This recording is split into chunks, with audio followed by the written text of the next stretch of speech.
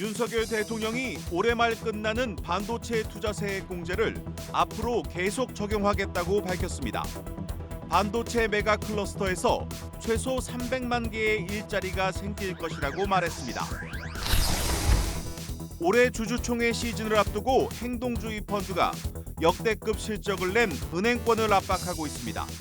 충분한 주주 환원과 지배구조 개편을 요구하고 나섰습니다. 한미약품과 OCI가 그룹 간 통합을 추진하면서 한미약품 오너 일가가 내홍을 겪고 있습니다. 창업주의 장남인 임종윤 한미약품 사장이 통합 과정에서 배제됐다며 반발하고 있습니다.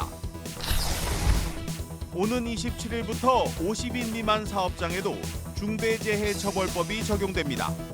영세업체들이 폐업 위기를 맞을 것이란 우려 속에 정부는 법 적용을 2년간 미뤄줄 것을 국회에 요청했습니다.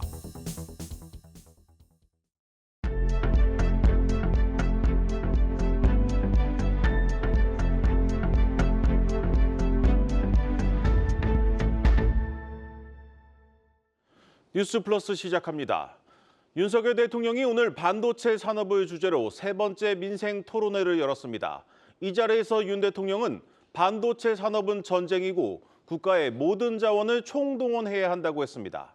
올해 말 끝나는 반도체 투자 세액 공제를 앞으로도 계속해 나가겠다면서 이 대기업 퍼주기라는 일부 비판은 거짓 선동이라고 일축했습니다. 첫 소식 임동진 기자입니다. 윤석열 대통령은 반도체를 주제로 민생 토론회를 열고 글로벌 반도체 전쟁에서 승리하기 위해 국가 자원을 총동원하겠다고 약속했습니다. 반도체를 중심으로 한 과학기술 혁명의 퍼스트 무버가 되기 위해서는 천천히 순리대로 나가면 되는 것이 아니라 국가의 모든 인적, 물적, 전략 자산을 총투입해서 치열한 속도전을 펴야 된다는 얘기를 저는 오늘 하고 싶습니다.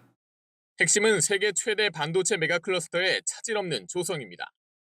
삼성전자와 SK하이닉스 등은 총 622조 원을 투자해 2047년까지 경기 남부에 16기의 반도체 제조 시설을 신설할 계획입니다. 특히 윤 대통령은 올해 끝나는 반도체 시설 투자 세액 공제를 앞으로 계속해 나갈 것이라고 밝혔습니다. 그러면서 세액 공제가 대기업 퍼주기란 얘기가 있지만 이는 거짓 선동에 불과하다고 지적하기도 했습니다. 또한 윤 대통령은 반도체가 어떤 산업보다 민생을 풍요롭게 한다고 강조했습니다. 반도체 공장을 세우면 관련 생태계가 조성되고 수많은 일자리가 생긴다는 겁니다.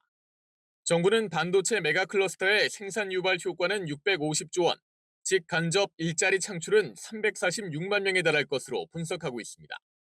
윤 대통령은 당장 올해부터 5년 동안 158조 원이 투자되고 일자리 95만 개가 새롭게 만들어질 것으로 전망했습니다. 한국경제TV 임동진입니다. 윤 대통령은 오늘 우리 반도체 산업을 만든 성각자로 고 이병철 삼성그룹 창업회장을 언급했습니다.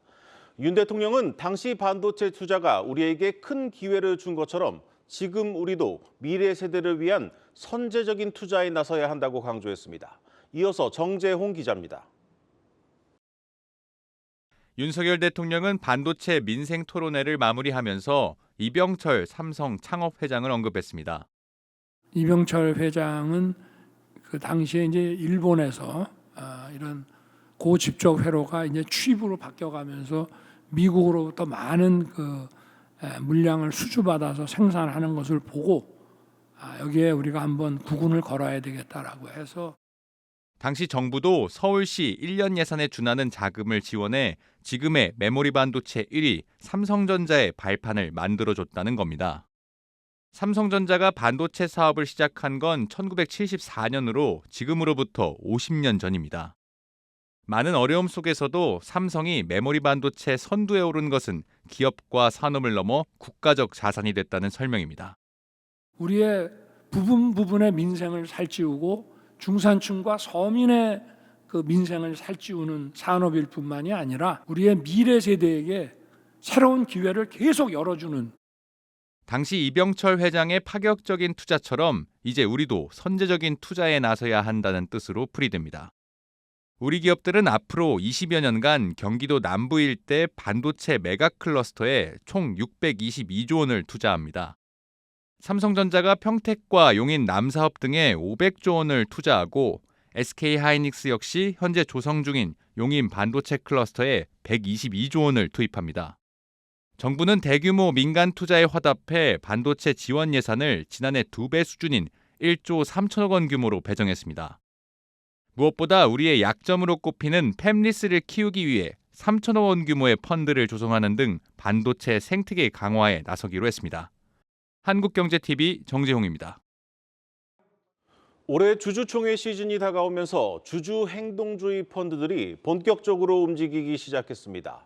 이 대표적인 행동주의 펀드 얼라인 파트너스가 지난해 역대급 실적을 낸 은행들을 향해 약속했던 주주 환원을 지키라며 공세에 나섰습니다. 김대연 기자입니다. 주주총회의 판도를 뒤흔들 수 있는 게임 체인저, 행동주의 펀드들이 기지개를 켜고 있습니다. 얼라인 파트너스 자산운용은 지난 11일 2대 주주로 있는 JB금융지주를 비롯해 국내 상장 은행지주 총 7곳에 주주 서한을 발송했습니다.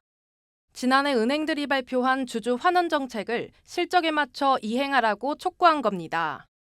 약속을 지키지 않으면 주주 제한을 검토하겠다고 경고했습니다.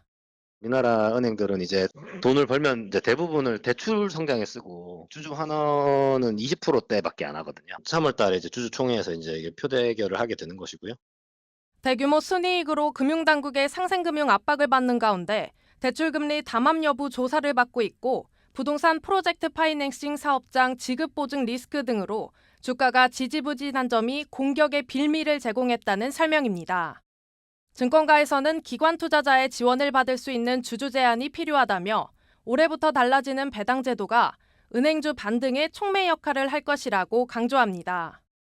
2월 달에 사게 되면 기말 배당도 받고 3월에 받는 분기 배당도 받아요. 흑감이 배당이 아니라 배당을 보고서 투자할 수 있다는 게 이제 긍정적인 거죠.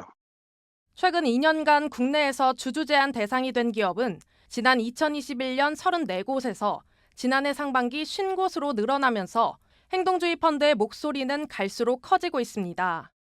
VIP 자산운용은 적극적인 주주 활동을 위해 삼양 패키징의 지분 보유 목적을 단순 투자에서 일반 투자로 변경했고 플래시라이트 캐피탈 파트너스와 KCGI 자산운용도 각각 KTNG와 현대 엘리베이터를 상대로 공세를 펼쳤습니다. 주주 제한은 주총이 열리기 6주 전까지 서면으로 제출해야 하는 만큼 기업 가치를 제고하기 위한 행동주의 펀드들의 행보도 더욱 늘어날 전망입니다.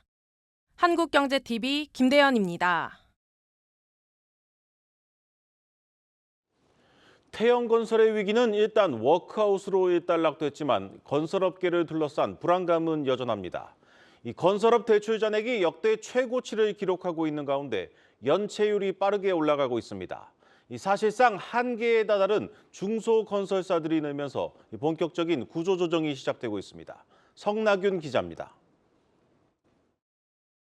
지난해 폐업한 종합건설기업은 581곳, 한 해 300여 곳에 머물렀던 폐업한 종합건설기업들이 불과 1년 새에 200곳 넘게 급증했습니다.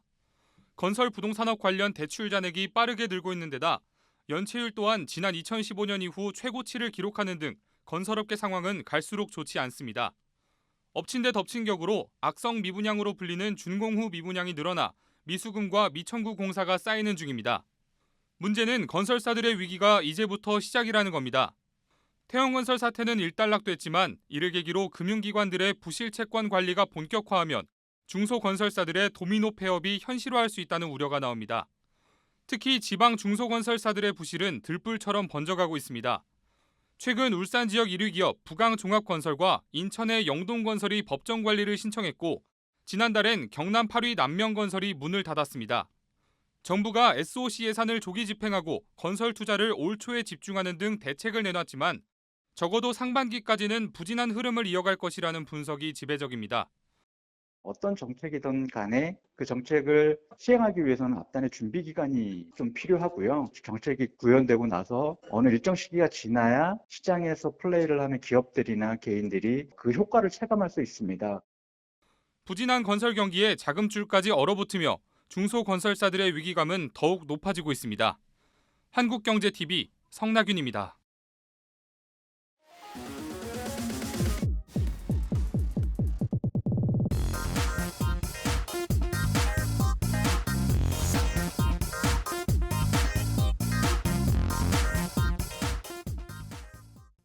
이슈 플러스입니다. 제약바이오 기업 한미약품과 에너지화학 기업 OCI가 전례를 찾아보기 힘든 이종그룹 간 통합을 전격 추진하고 나섰습니다. 우리 기업 역사상 처음 있는 다른 업종의 기업 통합에 혁신이라는 반응이 있는가 하면 이번 결정으로 수면 위로 드러난 경영권 분쟁을 걱정하는 시선도 있습니다. 취재 기자와 자세히 알아보겠습니다. 산업부 고용 기자 나왔습니다. 고 기자, 먼저 오늘 주가 얘기부터 좀 하겠습니다. 오늘 OCI 홀딩스 주가가 4% 떨어졌는데 이게 합병을 좀 악재라고 본 건가요? 네, 여러 가지 시선이 있을 것 같은데요. 우선은 이제 OCI는 태양광 패널에 들어가는 폴리실리콘을 만드는 회사고요. 네. 그리고 한미약품은 국내에서 가장 많은 신약 후보 물질을 개발하고 있는 제약사입니다. 이제 합병 발표 이후 첫날인 오늘 OCI 홀딩스 주가는 말씀하신 대로 이제 4%가량, 장 초반에는 8%까지 떨어졌다가 이제 좀 4%로 마감을 했었는데 네. 워낙 이제 전격적으로 이제 이루어진 합병인 만큼 이제 면밀한 분석이 필요하지만 또 전반적인 시장의 평가는 그래도 윈윈을 기대하는 모습입니다. 네. 오히려 이제 오늘 주가 하락에 좀 당황해하는 분위기인데요. 증권가에서는 OCI의 그 태양광 폴리실리콘을 팔아서 번 돈으로 한미약품 신약 개발에 쓰게 되는 그런 구조를 좀 경계하는 것이라는 해석을 내놨습니다. 이 신약 개발을 할 때 그 막대한 자금이 임상 단계별로 들어가는데요. 이제 최종 시판까지 성공률은 0.01%에 불과하거든요. 이제 그러면서 이제 과거에 LG화학이 LG생명과학을 흡수할 당시의 주가 흐름과 비슷하게 될 것이다라는 이제 증권가 이제 분석도 나왔습니다. LG화학 주가는 2016년 LG생명과학 합병 당시 이제 발표된 뒤에 20%가량 떨어진 바 있습니다. 네, 가장 중요한 건 이 두 회사 간의 합병이 시너지가 있는가 여부일 텐데 도대체 이 합병을 왜 하는 거라고 밝혔습니까? 네, 이제 OCI 홀딩스는 부광약품의 최대 주주기도 하거든요. 네. 이우현 OCI 홀딩스 회장이 이번에 이사회 직후에 이런 말을 했습니다. 뭐라고 했냐면 6년 전부터 이제 미래 먹거리를 고민한 끝에 고령화 시대에 가장 성장성이 높은 생명과학 분야를 신성장 동력으로 선정했다면서 이제 2년 전 부광약품 인수 후에 제약바이오를 공부하면서 이런 전문 분야는 프로와 손잡아야 한다고 생각했다고 말했습니다. 네. 이제 그러면서 지금은 이제 글로벌 제약바이오가 된 이제 과거 해외 석유화학 기업들을 언급을 했는데요. 이제 시대의 변화에 따라서 변신한 것이라면서 OCI도 그 길을 가려는 것이라고 설명했습니다. 네, 그런데 이 유례 없는 이종 합병이 당장 이 형제난으로 비화될 조짐을 보이고 있습니다. 이 모친과 장녀가 추진한 합병을 장남과 차남이 공식적으로 반대하고 나설지가 관건입니다. 이 지분 대결이 벌어질 가능성도 배제할 수가 없습니다. 박승원 기자가 취재했습니다. 지난 2020년 갑작스럽게 별세한 임성기 한미약품 창업회장. 자녀 2남 1녀 중 그 누구도 경영권을 확실하게 잡지 못한 상황이 3년 넘게 지속됐고 이런 상황에서 먼저 움직인 건 부인인 송영숙 회장과 장녀인 임주연 한미사이언스 전략기획실장입니다.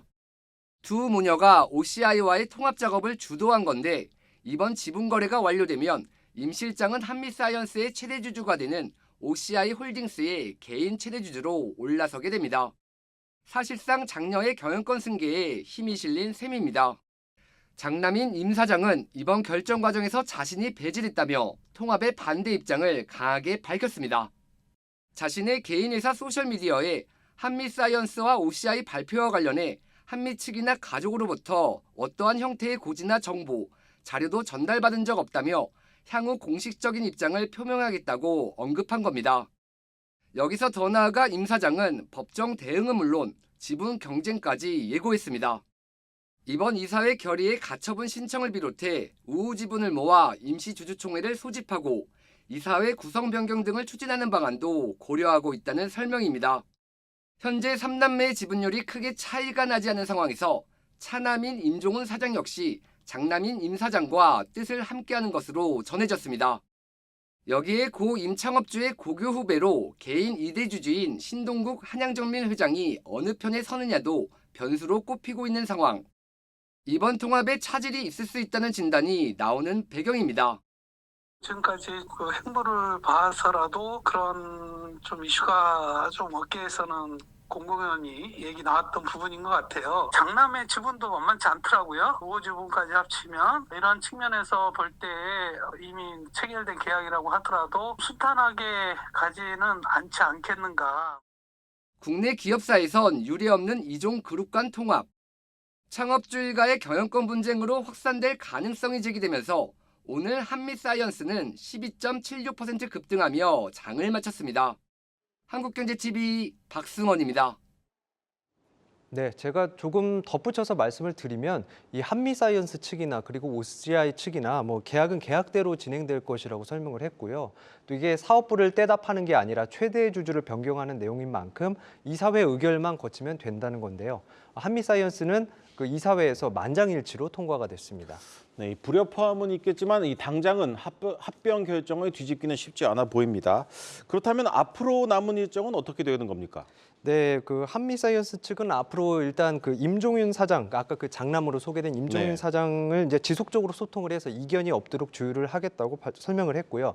또 이번 계약과 관련해서는 우선 이제 한미사이언스가 OCI 홀딩스를 대상으로 제3자 배정 유상증자를 진행합니다. 신주 납입일은 올해 4월 30일이고요. 네. 진행이 되면 OCI 홀딩스가 한미사이언스의 최대 주주가 됩니다. 그리고 나서 이제 OCI 홀딩스는 송영숙 회장 등 이제 한미약품그룹 오너 일가의 주식도 일부는 돈을 주고 사고 또 일부는 이제 현물 출자 형태로 이제 받는데요. 네. 이제 한미약품그룹의 오너 일가가 현물을 출자하면 이제 OCI는 이들만을 대상으로 또 신주를 발행해 줍니다. OCI 홀딩스로 이제 대금을 납입하는 날짜는 6월 30일까지고요. 이렇게 되면 한미약품 오너 일가는 OCI 홀딩스 지분 10.4%를 확보하게 됩니다. 계약의 종결일은 이제 기업 결합 심사 일정에 따라서 변동될 수 있는데요. 네. 이게 이제 이종 기업 결합인 만큼 공정거래위원회의 승인은 이제 무난할 것으로 예상이 됩니다. 이런 절차가 마무리된 뒤에 통합지주사의 이름을 짓고 또 기업 CI를 등을 바꾸는 등의 수순이 이어질 전망입니다. 네, 잘 들었습니다. 산업부 고영욱 기자였습니다.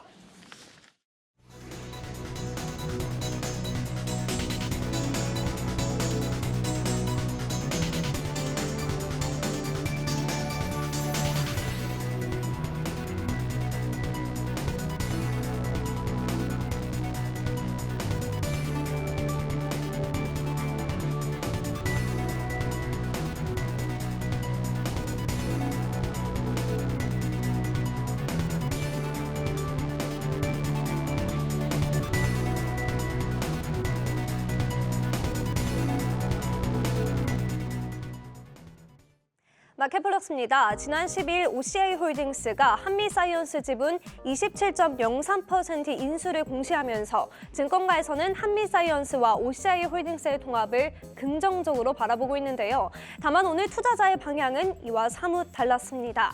보시는 것처럼 한미사이언스만 강세를 보였고 나머지 OCI 홀딩스, 한미약품은 4%대 하락했기 때문입니다. 장 초반에는 반짝 상승했는데요. 이 상승 부분을 다 반납했습니다. 증권가의 취재를 좀 종합해보면 투자자들이 M&A의 성공적인 안착보다는 단기적으로 유보자금 사용 등 OCI 홀딩스의 사용자금이 늘어나는 것에 대한 부담감이 크다며 장 초반 급등한 영향으로 또 일부 차익 실현 물량까지 나오며 주가가 빠진 것이라고 설명했습니다.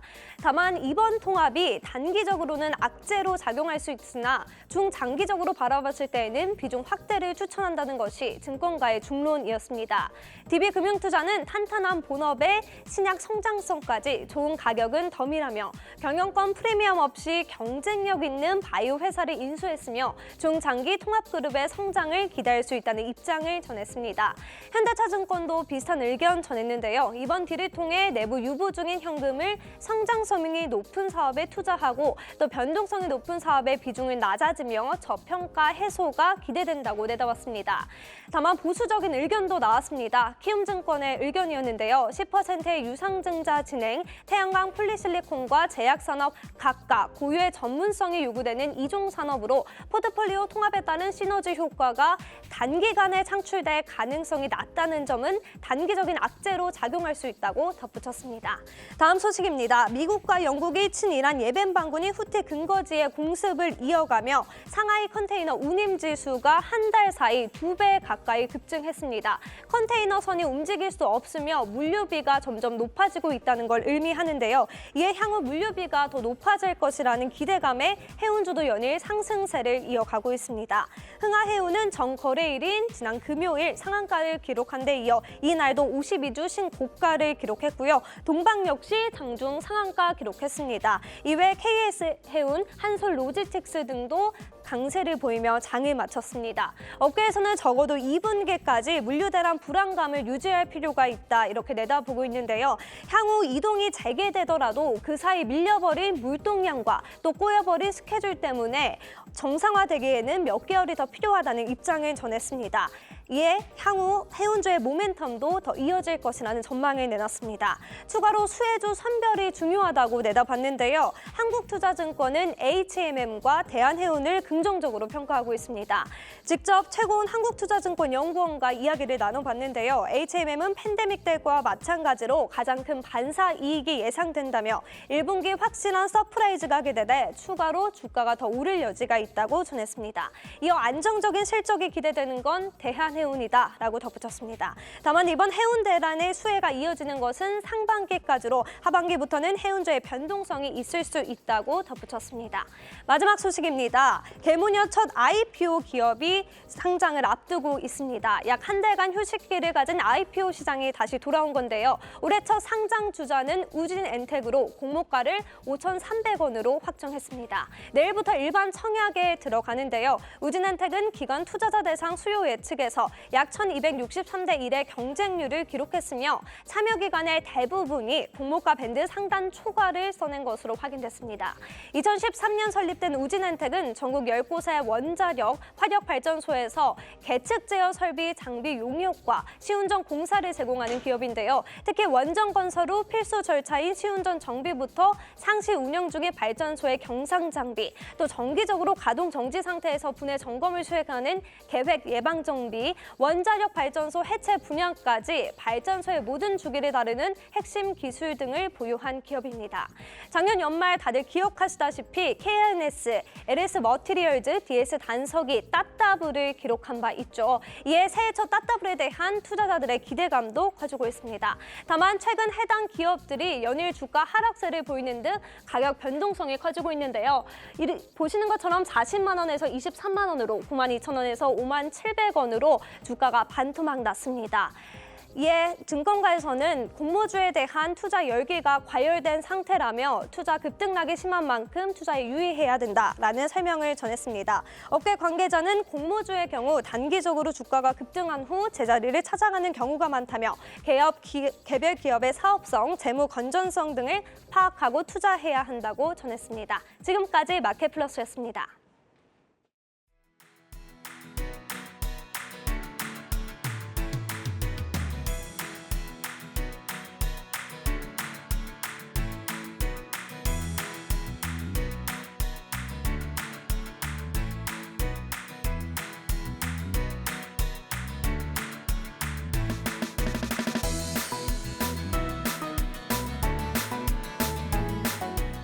소액 연체하고 특별히 뭐 부도덕하다든가 이제 이런 게 없다고 판정이 되면 이런 분들은 빨리 경제 생활로 정상적인 생활로 복귀할 수 있도록 해야 되는 게 굉장히 큰 의미가 있다고 생각하고 어려운 시기에 금융권이 합심하여 신용회복 지원에 나선 만큼 서민과 소상공인의 재기를 돕고 의미 있는 성과를 낼 수 있도록 금융협회를 중심으로 세심하게 살펴봐 주길 당부드리겠습니다.